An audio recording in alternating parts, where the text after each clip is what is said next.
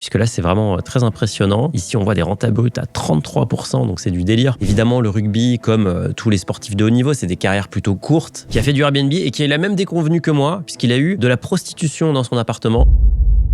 Bonjour à tous, bienvenue dans une nouvelle analyse de patrimoine. Aujourd'hui, j'analyse le profil d'un joueur de rugby pro qui pense à sa retraite. C'est parti. Du coup, je vous le disais, à 29 ans, ce rugbyman professionnel veut préparer sa retraite. Évidemment, le rugby, comme tous les sportifs de haut niveau, c'est des carrières plutôt courtes, à part si vous êtes peut-être golfeur ou joueur d'échecs. A priori, vous n'allez pas pouvoir durer très longtemps. Malheureusement, le corps se fatigue. Et donc, il faut rapidement anticiper l'après. Et donc, ici, ce joueur de rugby nous dit que dans 6 à 7 ans, eh bien, il devra arrêter sa carrière et donc faire autre chose. Actuellement, il a un patrimoine brut qui est déjà très sympa, 355 000 euros, patrimoine net de 204 000 euros. Si on regarde, on voit qu'il y a principalement de l'immobilier, un peu de bourse et des livrets. Donc on va regarder ce qu'il fait. Sa note Finari est pas mal. On regardera en fin de vidéo pourquoi il n'est pas au-delà des 90. Mais en tout cas, il y a une bonne base. Du coup, profil 29 ans, en couple sans enfant. Situation professionnelle, je vous le disais, rugbyman professionnel en France. Je peux pas vous dire dans quel club il joue, mais voilà, sachez que c'est du sérieux. C'est pas un amateur, c'est son métier. Revenu 5 100 euros par mois. Donc ça, c'est du rugby. Et ensuite, il a déjà 2030 euros de loyer. Donc il y a déjà un patrimoine immobilier qui est conséquent. Ma carrière sera courte, il me reste entre 6 et 7 ans de rugby. Je dois optimiser l'investissement de mon salaire pour faire face à l'après, ma reconversion et aux futurs projets, mariage, enfants, etc. Ok, objectif, 1000 euros de revenus passifs dans 6 ans, 1 million d'euros de patrimoine et du coup, ouais, voilà, 1000 euros de revenus passifs à 35 ans. Et ensuite, il veut les 3000 euros de revenus passifs à 45 ans. Il est déjà pas très loin en réalité. Donc peut-être que là, c'est des loyers bruts avant remboursement des emprunts, enfin j'imagine. Stratégie, et il nous a mis son cash flow. Le cash flow, d'ailleurs, vous adorez ce diagramme de flux ou 100 key chart pour les techniciens parmi vous. Et donc, ce 100 key chart est aussi disponible sur web, mais on l'a amélioré et on a fait la même version qu'ici, c'est-à-dire que vous voyez les catégories, mais aussi les sous-catégories. Donc, vous pouvez vraiment aller à l'intérieur et aller creuser, sachant que vous pouvez créer vos propres sous-catégories, créer des règles. En bref, c'est infini en termes de customisation. Mais sachez que ça, vous l'avez dans l'app automatiquement. Il suffit de connecter vos comptes bancaires. En tout cas, on voit ici qu'il y a deux sources de revenus, les salaires, les loyers. Ensuite, il y a des investissements mensuels qui sont conséquents. On a un taux d'épargne de 27% actuellement. Il pourrait monter plus haut. Donc, il investit quasiment 2000 euros. Actions et crypto, c'est marrant que t'es mixé. Peut-être que c'est ton bucket risqué. Donc 930 euros dans les actions et la crypto et 1000 euros dans le livret A. Là, on est vraiment sur un matelas de sécurité. Ensuite, des loyers, il est locataire. Donc il est propriétaire de biens locatifs, mais il est locataire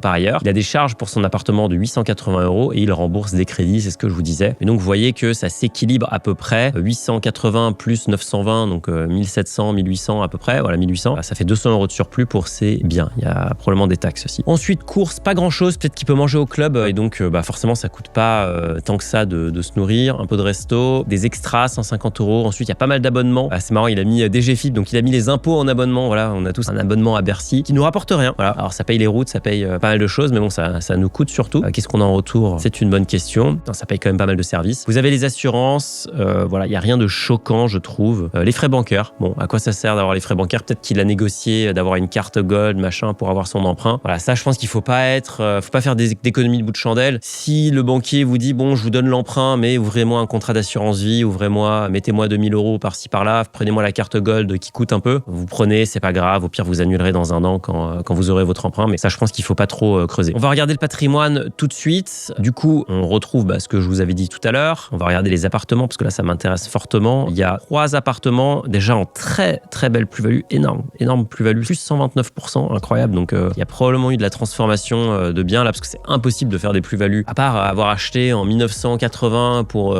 3 francs du mètre comme nos aïeux. Aujourd'hui, si vous voulez faire de la plus-value en IMO, il faut transformer, il n'y a pas trop de secret. Donc ici, on est sur un bien, donc plus-value 28%, bien locatif, qui loue 730 euros. Donc c'est plutôt beau. Et vous voyez, rentabilité brute 8%. Donc c'est du solide. Il a fait 12 000 euros de travaux sur un bien à 89 000 euros. Donc ouais, il y a quand même eu pas mal de travaux. Mais bon, on voit qu'il a pas mis tant que ça par rapport à la surface. Il y a 100 mètres carrés de surface et 12 000 euros de travaux. C'est clairement pas des travaux structurants. Sur ce bien-ci, il y a 58 mètres carrés. Il n'y a pas eu de travaux ici a priori. Rentabilité brute énorme, 23%. Donc je serais super curieux de savoir comment tu as fait. Ok, bon, j'ai pas plus d'infos sur la stratégie, mais en tout cas, si tu regardes la vidéo, n'hésite pas à nous dire comment tu as pu générer autant de perfs sur ces biens, puisque là, c'est vraiment très impressionnant. Ici, on voit des rentables brutes à 33%, donc c'est du délire. Peut-être que c'est de la location saisonnière parce que tu dis que tes parents occupent l'un des appartements, mais voilà, j'ai pas d'infos. Tu me dis que c'est de la location. Ah oui, voilà, location saisonnière en meublé. Bon, évidemment, ça c'est le truc le plus rentable. Après, attention, hein, je vous préviens, si vous n'avez jamais fait d'immobilier, vous allez vous dire waouh, c'est génial, je vais faire de la location saisonnière, du Airbnb,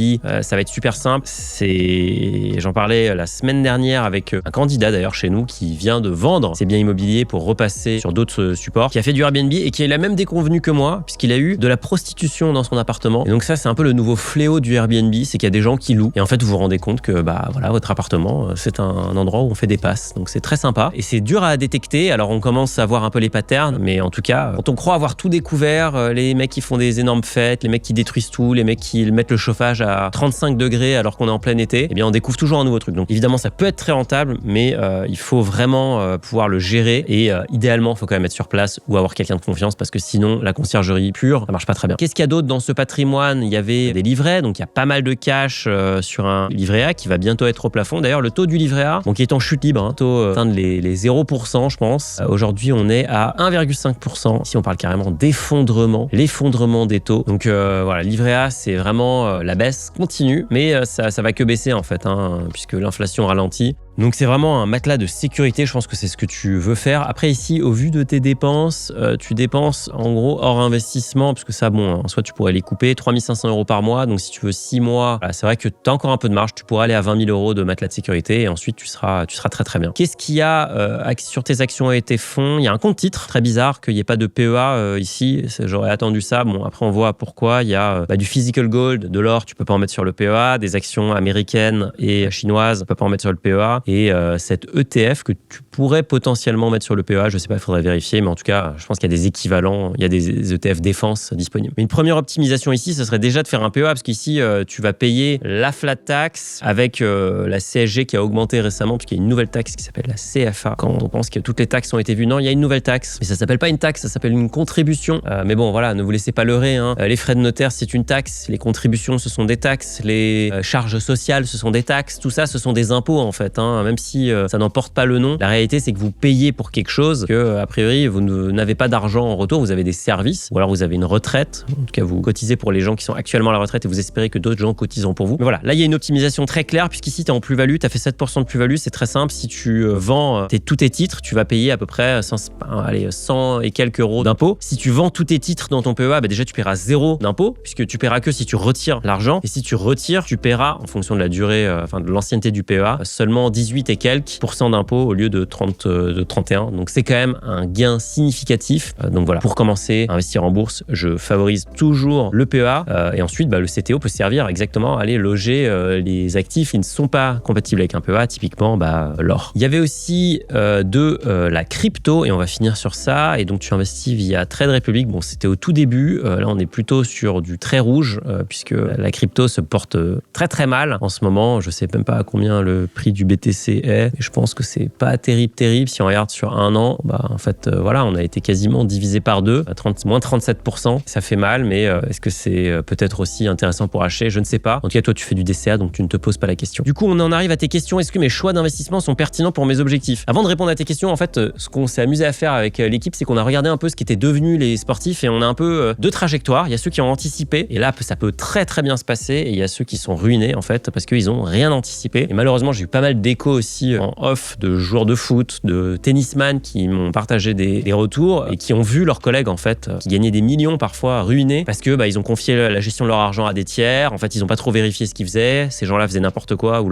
les volaient carrément. Et donc le jour J, il y avait plus rien. Mais typiquement, j'ai pris là plutôt des exemples hyper positifs. Donc Tony Estanguet qui faisait du kayak. Alors je ne suis pas spécialiste du kayak, mais je pense pas qu'on gagne des millions lorsqu'on est kayakiste professionnel. Je sais même pas comment on gagne de l'argent en soi. Est-ce qu'il y a des prize money? J'en sais rien. Probablement qu'on a des sponsors. Mais clairement, ça fait pas rêver les foules en dehors des JO le kayak. Mais Tony Estanguet qui a un nom quand même assez connu, il a su très très bien se reconvertir parce que voilà, il a fait un master spécialisé à l'ESSEC qui s'appelle Sport Management et Stratégie d'entreprise. Et c'est vrai que les écoles de commerce, les écoles d'ingénieurs aiment bien avoir des sportifs, avoir des têtes d'affiche pour ces masters-là, pour des masters spécialisés, puisque ça fait bien en gros de dire que il y a des champions olympiques, il y a des médaillés d'or, etc. qui sont là, ou des joueurs tennis pro, des rugbyman. Donc je pense que c'est une super filières pour se former. Donc ce serait ça d'ailleurs ma première reco. Plutôt que d'investir dans ton patrimoine, j'investirais dans ton après-carrière et donc dans tes connaissances. Et Tony Stanguet, qu'est-ce qu'il a fait après? Il est devenu, il a été président des JO de Paris, qui ont été quand même un énorme succès populaire. Enfin, je pense que c'est peut-être les plus beaux JO de l'histoire. Voilà, donc c'est quelqu'un qui est tout en haut, qui a été tout en haut de l'affiche. Voilà, Tony, il a écrit un livre, il peut siéger dans des conseils d'administration. C'est quelqu'un qui a vraiment pensé à l'après, qui s'est formé et qui du coup cartonne maintenant. On a regardé niveau rugby, il y a Jérôme Fiol, je sais pas si vous vous en souvenez. Aujourd'hui, il a des restaurants. Voilà, il a 2 franchises de restauration à côté de Bordeaux. Il y a qui d'autre? Il y a Fabien Pelouse, qui est aussi rugbyman, qui a joué en équipe de France, qui lui est conférencier. Et donc, bon, j'en sais rien combien ça coûte, mais je dirais que à la louche, quelques milliers d'euros, je pense. Donc, ça doit être quand même bien rentable. Il est aussi propriétaire de restaurant, d'un hôtel, d'un vignoble à Saint-Émilion. Donc, c'est quelqu'un qui est quand même très, très costaud. Vous avez Sébastien Chabal, qui est une énorme star. Bon, lui, qui a d'énormes déboires. Et d'ailleurs, c'est aussi ça dont je voulais te parler. Parce qu'il a eu des problèmes de mémoire. Il a fait pas mal le buzz sur ça. Et c'est un vrai sujet qui est tabou, les commotions cérébrales. Donc, il y a peut-être aussi quelque chose à anticiper de ce niveau-là. Vraiment investir dans ta santé, ton bien-être, pour éviter ce genre de déboires. Christophe Lemaitre, vous vous souvenez peut-être de Christophe Lemaitre, qui était l'adversaire d'Usain Bolt. Enfin, l'adversaire, je sais pas si Usain Bolt a vraiment eu des adversaires, mais en tout cas, il courait avec lui, qui maintenant est coach de sport en Moselle, mais qui disait qu'il était très heureux. Donc voilà, pourquoi pas. Donc bref, il y a plein de trajectoires différentes. La réalité, c'est que si tu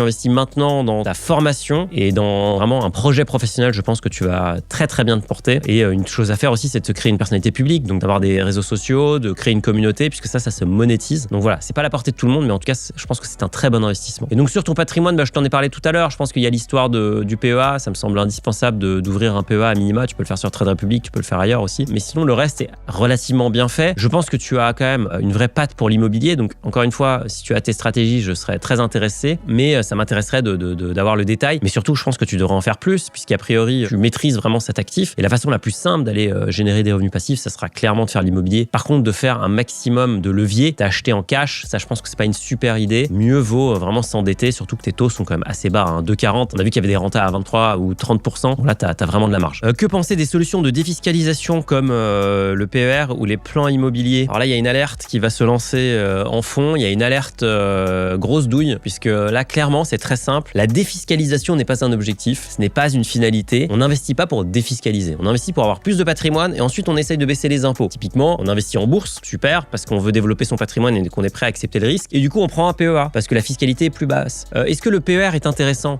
En fait, dans ton cas spécifique, de prime abord, je dirais non, parce que ça va se débloquer à la retraite. Donc les plans immobiliers, clairement pas. Ça, c'est vraiment nul. Ce que tu fais toi, c'est le seul truc qui est rentable, c'est-à-dire que tu achètes dans l'ancien et ensuite tu rénoves, tu transformes et c'est là où tu peux vraiment gagner de l'argent. Tout le reste, la défisque, oublie. Le PER. Alors le PER, ça pourrait être intéressant puisque, en gros, c'est intéressant quand tu as une tranche marginale d'imposition très élevée et que tes revenus vont très fortement baisser à la retraite, sachant que tu as des cas de déblocage anticipé. Parce que le PER, c'est gratuit à l'entrée, mais tu payes à la sortie. Donc tu es refiscalisé quand tu sors. Donc si tu rentres sur une tranche haute et que tu ressors sur une tranche beaucoup plus faible, c'est là où en gros t'empoches le delta. Donc il faudrait faire les simulations pour toi, ça pourrait être potentiellement intéressant, attention, à condition de prendre un PER qui est vraiment très bas en frais avec des ETF, etc. Ça pourrait être intéressant à explorer. Est-ce que tu dois encore te diversifier? J'ai envie de dire non, ouais, peut-être explorer le PER, mais sinon, encore une fois, moi je pense qu'il faut que tu investisses faut que tu réfléchisses à ce que tu veux faire plus tard et que tu investisses là-dedans. Peut-être que ton club peut d'ailleurs te payer une formation, peut-être que ton club tu peux déjà contacter des écoles pour faire un diplôme en parallèle de ta carrière. Je sais pas si c'est possible avec les emplois du temps, mais c'est vraiment ça que je privilégierais. Le reste, honnêtement, voilà, on va le voir, t'es déjà on track. Alors est-ce que tu vas atteindre le million d'euros de patrimoine dans 16 ans? C'était ça ton objectif, tu voulais avoir 1 million de patrimoine, enfin non, tu voulais avoir 1 million de patrimoine, donc on s'est demandé en combien de temps. Donc en gros, ça sera dans 16 ans, avec un patrimoine actuellement tout petit en bourse, et si tu investis 100% en bourse avec un rendement de 8%, on a mis un taux d'imposition du PEA, etc., eh bien tu arrives à un peu plus d'1 million, et donc 3 500 euros de revenus passifs par mois. En tout cas, il faudrait vendre une partie de ton patrimoine pour empocher ces revenus. Donc le million d'euros de patrimoine dans 16 ans, avec quand même pas mal de risques sur la bourse. Est-ce que tu peux avoir les 1000 euros de revenus par mois? Bon, ça, en fait, t'y es dans 3 ans, même peut-être dans 2. Non, ouais, tu vois, t'y es déjà là, en réalité. C'est super simple avec ton patrimoine. Donc, ce qui va plutôt m'intéresser, c'est les 3000 euros. Donc là, tu vois, si je vais chercher un peu plus bas, 14, ouais, tu as 14 ans. Entre 13 et 14 ans, je pense que t'y seras. Donc, c'est assez simple. À une condition, c'est qu'il faut continuer à investir. Il faut continuer à investir investir. Et d'ailleurs, en regardant ton cash flow, je vois qu'il y a encore de la capacité d'investissement. Tu pourrais monter à 42%. Donc, en fait, si tu augmentes ton investissement mensuel, c'est là où vraiment tu vas pouvoir aller chercher de la perf. Et c'est comme ça d'ailleurs qu'on a construit cette simulation. On a vu qu'il y avait de la capacité en plus et donc on allait vraiment chercher le maximum que tu puisses mettre. C'est ça qui te permet d'accélérer. Et d'ailleurs, pour revenir sur l'objectif d'1 million, évidemment, tu l'as vu, il faut continuer à investir. Qui dit continuer à investir dit